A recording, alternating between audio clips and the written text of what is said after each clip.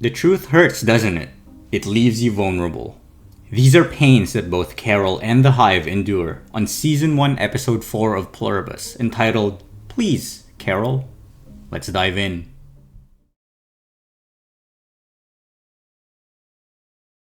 Carol's storyline follows directly after the previous episode's grenade shenanigans. In a bloodied t-shirt and in a state police car, Carol drives back home from the hospital. Hi, Carol. The Hive repeatedly radios Carol as she drives. They're this nagging voice of positivity. When the Hive eventually mentions Adam 12, a show that Carol used to love, Looks just like on Adam 12. So What? Carol has had enough and she picks up the radio. We can look at this act a number of ways. First, let's look at it through the lens of grief. Carol reaches her tolerance limit for the Hive's incessant checking in. And this is a natural reaction for someone who is grieving. Despite the good intentions, the onslaught of concern, how are you holding up? How can we help? These can get irksome for those in mourning. Or we can look at this act as an act of resistance, a resistance to change. Carol might be subconsciously holding on to some relic of her past. The Hive mentioned Adam 12, which is a show that Carol enjoyed way back when. And Carol immediately picks up the radio after they mention this show. It's almost like, to Carol, the Hive already ushered in an unwelcome future. And when this future in any way interacts with the joys of the past, Carol views it as a transgression, much like how she forbids the Hive from further sullying Helen's memory. In her home, Carol brainstorms. She's listing things she knows about the Hive and she's very keen on taking them down. But she needs a volunteer to confirm the final point on her list. How honest can kindness be? Buddy boy Larry gets voluntold to be the Hive's representative for Carol's Q&A session. And his responses to her questions, they're quite bizarre to say the least. They love the Waikaro books, the character arcs, the plot turns. Her books are an expression of her, and they love her. So they say. When Carol presses for more specificity, they recite some flowery excerpt from page 2 of her first novel. Gossamer threads of the finest Shang silk. Carol Sturka, the queen of purple prose. They then proceed to equate Waikaro to Shakespeare's works. They view every work through the eyes of those who love them the best.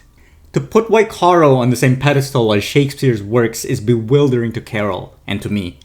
From her perspective, the Hive's unyielding love for all life forms almost renders that love meaningless. And Ray Seahorn more succinctly verbalizes this point. What is it to be loved uniquely versus what is it to be loved because everyone loves you? Carol doesn't buy the Hive's hollow admiration. And almost on a subconscious search for the warmth of unique individual love, Carol ropes Helen's opinions into her investigation. Carol gets the answers that she expected, that Helen thought that her books were harmless fluff, cotton candy. And then Carol asks a dangerous question, one that I think she subconsciously knew the answer to. What did Helen think of my unpublished novel? The Hive's response does not provide the warmth that Carol craves. Man. Helen didn't even finish reading Bitter Chrysalis, and the Hive explains her thought process. Publishing Carol's mediocre attempt at greatness wouldn't hurt Carol's career, but it would be worth it, because it would make Carol happy. Once again, Helen acts as the balance in Carol's life, injecting joy where she can, despite her true opinions of Carol's works. In her inquiry, Carol sought Helen's love in the primordial sea of the Hive. But unique individual love is murky. It can have caveats. Helen delicately balanced love and honesty, and occasionally, the warmth of singular love can burn. Carol swallows this hard truth, but this kind of conflict is what she fights for. The Hive's version of love is clean, simple, and painless. We love you. But it rings hollow and conformist.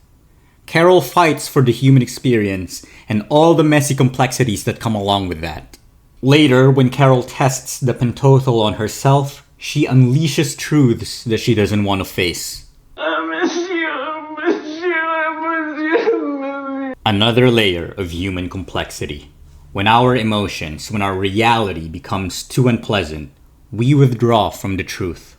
We guard ourselves emotionally with steely determination, distracting ourselves with other tasks instead of facing the truth, instead of letting ourselves feel the weight of our sadness. The Hive also experiences the pains of facing the truth. Earlier, Carol challenges Zosha's thinking by comparing the Hive to Freedom Falls, a conversion therapy camp that mirrors what the Hive wants to do to Carol. Make me just like you, even though you know I do not want that. The Hive wants Carol to conform, like the way her parents and her counselors did in her youth, in Freedom Falls, as in the downfall of freedom, the taking away of one's agency. I have agency and you cannot interfere. In a way, both Carol and the Hive mirror Freedom Falls. The Hive wants to convert Carol into something that she doesn't want to be, and Carol wants the same, to revert the Hive back to a version of themselves that they are now wired to reject. Carol attempts to force the truth out of Zosha, but unlike Carol's intoxicated confessions, the Hive fights the truth, and it leaves them in a state of pain. This is the most menacing the Hive has been thus far, crowding around them and pleading. The harmony is gone, and we're left with a cacophony of pained voices. Help me! A horrific orchestra begging to end the conflict between their natural disposition to tell truths and their imperative to spread happiness. Truth hurts, I guess. Alright, I love the cold open, but I didn't make it a focus on this analysis because right now we are being drip-fed manusos. I'm waiting until we get the full buffet before I start yapping about this guy, but I'll take a quick stab at him. Probably won't hold up, but whatever. We opened the episode to this unnamed guy who I know is named Manusos because I googled it. Bro is Carol to the nth power. Barricades, minimal interaction with the Hive, completely untrusting. As he increments through 3 kHz bands on his radio, hunger strikes. He licks the lid of a previous meal, but obviously that's not enough. Out of desperation, he opens storage units and scavenges for food. He's left with some sugary items, some dog food. Very unglamorous. But hey, buddy's got principles. Thanks for the note. On this side of the world, he has very little recourse. He scavenges for nutrition. On the other hand, on the side where Carol fights for individualism, Oh, God bless America. Carol gets a grocery store all to herself. The Hive centralized food items for more equitable distribution, but Carol is independent. She wants her sprouts. I'm a very independent person, okay? Carol has a comical amount of choices, while others like Manusos, they get sugar packets and canned dog food. Look, I'm not saying that Manusos can't get food. All he really has to do is ask and he can live like a king, like Kumba for instance. But I'm looking at this more as a visual comparison rather than something that follows the show's logic. The disparity is striking and it tells a message. That the needs of the many are sacrificed for the wants of the few. That'll do it for this episode. See you all on the next one. Bye-bye.